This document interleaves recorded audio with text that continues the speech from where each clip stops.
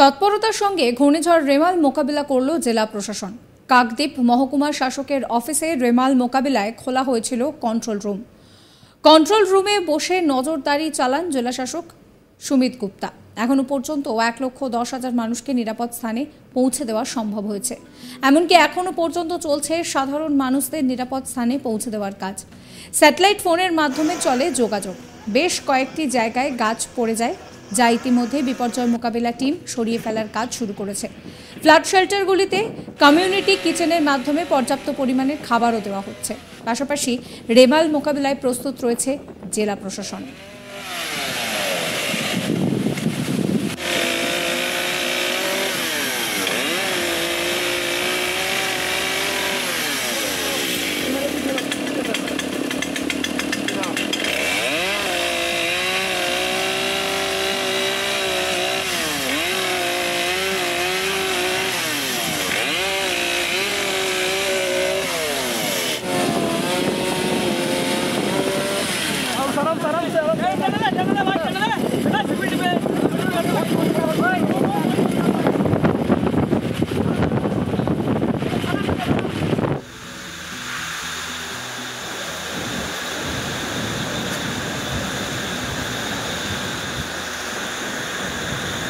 আপনারা দেখতে পাচ্ছেন যে রেমালের মধ্যেই যখন ঝড়ের তাণ্ডব চলছে, সেই মুহূর্তে দাঁড়িয়ে দেখুন কিভাবে গাছ কাটার কাজ চলছে। একেবারে রীতিমতন তারাও প্রাণের ঝুঁকি নিয়ে গাছগুলো কাটছেন, কারণ এই ঝড়ের জেরে প্রচুর গাছ উপড়ে পড়েছে, বিদ্যুতের তার ছিঁড়ে পড়েছে এবং এই পরিস্থিতিতে ভোরের আলো ফুটতে না ফুটতেই বিপর্যয় মোকাবিলা দলের লোকজন তারা কিন্তু কাজ শুরু করেছেন। গাছ কেটে রাস্তা পরিষ্কার করার কাজ চলছে। এখনো পর্যন্ত বহু এলাকায় বিদ্যুৎ সংযোগ বিচ্ছিন্ন হয়ে রয়েছে, তার কারণ যতক্ষণ না এই গাছগুলো সম্পূর্ণ কাটা যাবে ততক্ষণ পর্যন্ত কিন্তু বিদ্যুৎ সংযোগ ফেরানো সম্ভব হবে না।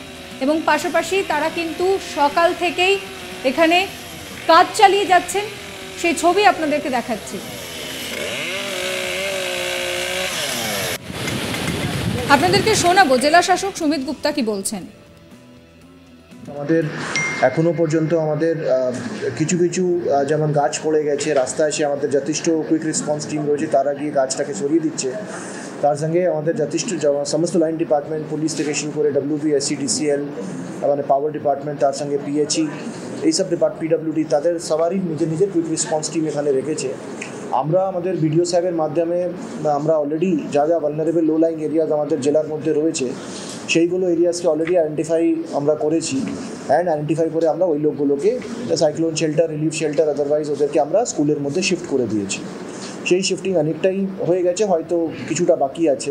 এখনও পর্যন্ত আমরা প্রায় 1,10,000 লোককে শিফট করতে পেরেছি। আরও হয়তো আমরা 20-25,000 লোককে ইতিমধ্যেই, মানে আরও 1 ঘন্টার মধ্যে আমরা কিন্তু ওই শিফটিংটা এখনও চলছে।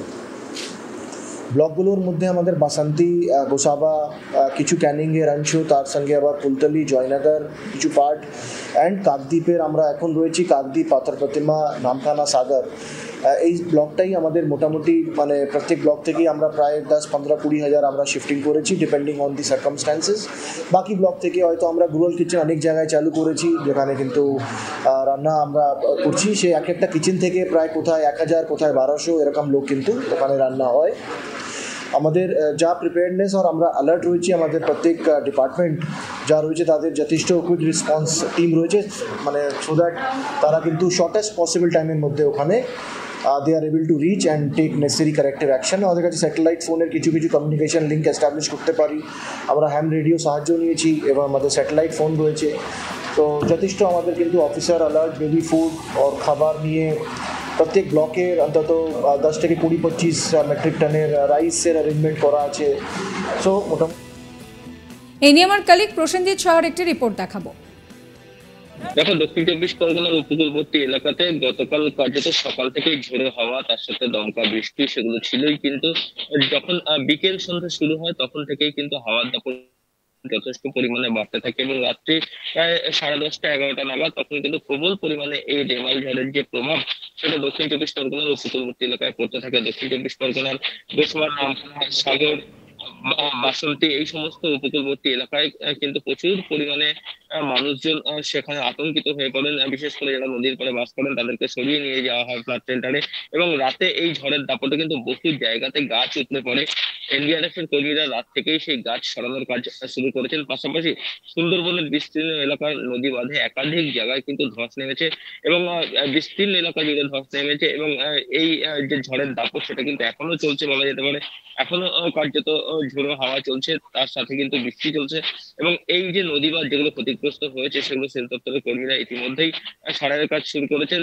বেশ কিছু গবাদি পশু এই ঝড়ের দাপটে তারা আহত হয়েছেন। একটি দুটি গবাদি পশু মারা যাওয়ারও কিন্তু খবর পাওয়া যাচ্ছে।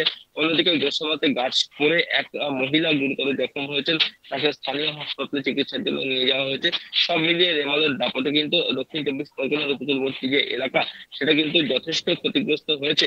এবং দক্ষিণ চব্বিশ পরগনায় আরো যে সাগর, নামখানা, মখখালি যে জায়গাগুলি রয়েছে সেখানেও কিন্তু ঝড়ের দাপটে ব্যাপক ক্ষতি হয়েছে। বেশ কিছু অস্থায়ী বাড়িঘর সেগুলি ভেঙে গিয়েছে, প্রচুর গাছ পড়েছে। বিশেষ করে গঙ্গাসাগর যে কপিলমুনির আশ্রম, সেই কপিলমুনির আশ্রমের সামনে যে অস্থায়ী দোকানপাট ছিল সেগুলো কার্যত ভেঙে গিয়েছে এবং এখনো পর্যন্ত বঙ্গোপসাগরে জল ফুসছে। পাশাপাশি দক্ষিণ চব্বিশ পরগনার জেলা প্রশাসন গত পরশুদিন থেকেই কার্যত কন্ট্রোল রুম খুলে সমস্ত বিষয়ের উপরে নজরদারি করছিল এবং সেই নজরদারি কিন্তু এখনো চালানো হচ্ছে। জেলা শাসক সুমিত গুপ্তা তিনি রয়েছেন কাকদ্বীপের মেগা কন্ট্রোল রুমে এবং সেখান থেকে বসেই কিন্তু গোটা বিষয়টির উপরে মনিটরিং করছেন তিনি। পাশাপাশি যেখানে যেখানে সমস্যা তৈরি হয়েছে এই ঝড়ের ফলে, যেখানে যেখানে ক্ষতিগ্রস্ত হয়েছে বাড়িঘর থেকে শুরু করে রাস্তাঘাট বা গাছপালা বা নদীর বাঁধ, সেগুলো যাতে দ্রুত মেরামতি করা হয়, দ্রুত যাতে সেখানে পৌঁছে কর্মীরা বা প্রশাসনের আধিকারিকরা দ্রুত পরিস্থিতি স্বাভাবিক করতে পারে, সেই চেষ্টা কিন্তু এখনো পর্যন্ত চালানো হচ্ছে। গতকালই কার্যত জেলা প্রশাসনের তরফ থেকে জানানো হয়েছিল লক্ষাধিক মানুষকে কিন্তু নদীর যে পাড় সেখান থেকে সরিয়ে নিয়ে, যারা বিশেষ করে কাঁচা বাড়িতে বাস করতেন তাদেরকে সরিয়ে নিয়ে ফ্ল্যাট শেল্টার গুলিতে রাখা হয়েছিল। এবং সেই মানুষজন কিন্তু এখনো বেশিরভাগ মানুষই এই ফ্ল্যাট শেল্টারে রয়েছে। আজ সকাল থেকে কিছু মানুষজন তারা বাড়িতে ফেরার চেষ্টা করছেন, তার কারণ ভিটেমাটি ছেড়ে তারা এই ফ্ল্যাট শেল্টারে আশ্রয় নিয়েছিলেন। এবং গতকাল রাত্রে যে ঝড়ের দাপট, সেই দাপটে বাড়ি ঘরের কি ক্ষয়ক্ষতি হচ্ছে সেটা দেখার জন্য অনেকেই ফ্ল্যাট শেল্টার থেকে বাড়ির উদ্দেশ্যে রওনা দিয়েছেন। তবে এখনো কিন্তু বহু মানুষ এই ফ্ল্যাট শেল্টারে রয়েছে এবং সেখানে প্রশাসনের তরফ থেকে খাবার দাবারের ব্যবস্থা করা হয়েছে। ফ্ল্যাট শেল্টারে গবাদি পশু রাখার ব্যবস্থা করা হয়েছে এবং প্রশাসনের তরফ থেকে জানানো হয়েছে যে আজকেও সারাদিন মানুষজন যারা ফ্ল্যাট শেল্টারে থাকবেন তাদের জন্য সমস্ত রকম খাওয়া দাওয়ার ব্যবস্থা প্রশাসনের তরফ থেকে করা হবে। আজ দুপুর বা বিকেলের পর থেকে এই ঝড় বা বৃষ্টির দাপট কমলে তবেই কিন্তু মানুষজনকে বাড়ি ফেরানোর উদ্যোগ নেওয়া হবে বলে প্রশাসনের তরফ থেকে জানানো হয়েছে। অন্যদিকে যে সমস্ত মানুষজন এই ফ্ল্যাট শেল্টারে রয়েছেন তারা কিন্তু এখনো যথেষ্ট আতঙ্কিত, তার কারণ বারে বারে দক্ষিণ চব্বিশ পরগনা জেলার উপরে কার্যত এই ধরনের ঘূর্ণিঝড় আসছে। সাবস্ক্রাইব করবেন আজ তাক বাংলার ইউটিউব চ্যানেলকে, ফলো করবেন হোয়াটসঅ্যাপ চ্যানেলও।